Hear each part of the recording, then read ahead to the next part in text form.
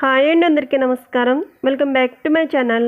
ఈరోజు వీడియోలో summer special recipe అయిన పెసరపప్పు చారును చాలా సింపుల్గా టేస్టీగా ఏ విధంగా తయారు చేసుకోవాలో ఈ వీడియోలో చూసేద్దాం. ఫస్ట్ టేస్టీగా పెసరపప్పు చారు తయారు చేసుకోవడానికి ముందుగా స్టవ్ మీద బాండి పెట్టుకుని అందులో 2.5 స్పూన్ల దాకా చాయ్ పెసరపప్పు వేసుకోవాలి. మంటను లో ఫ్లేమ్లో పెట్టుకుని ఇలా కదుపుకుంటూ 2-3 నిమిషాల పాటు ఈ పెసరపప్పును ఫ్రై చేసుకోవాలి.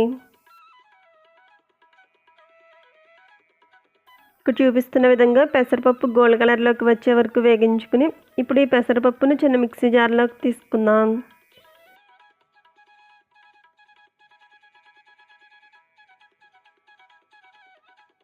ఇప్పుడు ఇదే బాండీలో 1/4 టీ స్పూన్ దాకా జీలకర్ర వేసుకోవాలి. అలాగే చిటికెడు మెంతులు వేసుకోవాలి. 2.5 స్పూన్ల దాకా ధనియాలు వేసుకోవాలి.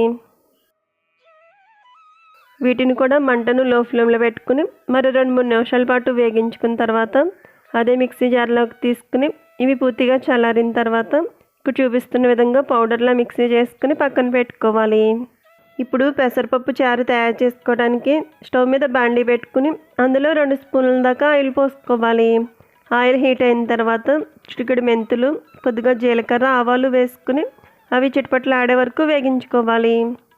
ఇవి ఇలా చిటపటలాడుతూ ఉన్నప్పుడు సన్నగా పొడిగా కట్ చేసుకుని ఉల్లిపాయ ముక్కలు వేసుకోవాలి. అలాగే హాఫ్గా కట్ చేసుకుని ఎండుమిరపకాయ ముక్కలు, 2 రెమ్మలు కరివేపాకు వేసుకుని వేగించుకోవాలి.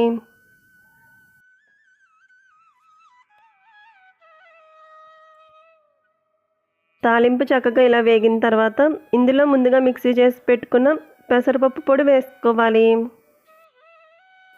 ఈ పొడిని కూడా 2 నిమిషాలు ఆయిల్లో వేగించుకున్న తర్వాత నానబెట్టి రసం తీసి పెట్టుకున్న చింతపండు రసం 1 కప్పు దాకా పోసుకోవాలి.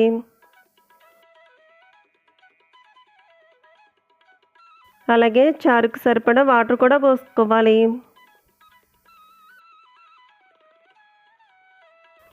ఇప్పుడు ఇందులో 1/4 టీ స్పూన్ పసుపు, రుచికి సరిపడా సాల్ట్ యాడ్ చేసుకోవాలి. అలాగే కొంచెం బెల్లం పొడి కూడా వేసుకోవాలి. బెల్లం పొడి వేసుకోవటం వల్ల ఈ పెసరపప్పు చారు మరింత రుచిగా ఉంటుంది.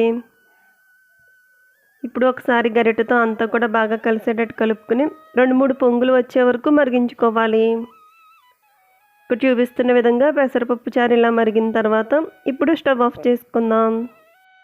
ప్రాసెస్లో చేసుకున్నట్టయితే సమ్మర్ స్పెషల్ రెసిపీ అయిన పెసరపప్పు చారు టేస్టీగా రెడీ అవుతుంది. ఇలా చేసుకుని పెసరపప్పు చారు రైస్లోకి, అలాగే బంగాళాదుంప, అరటికాయ ఫ్రైలోకి కూడా చాలా బాగుంటుంది. సో ఫ్రెండ్స్, ఈ వీడియో నచ్చితే లైక్ చేయండి. అలాగే మీ ఫ్రెండ్స్ అండ్ రిలేటివ్స్కు షేర్ చేయండి. Thank you for watching video friends.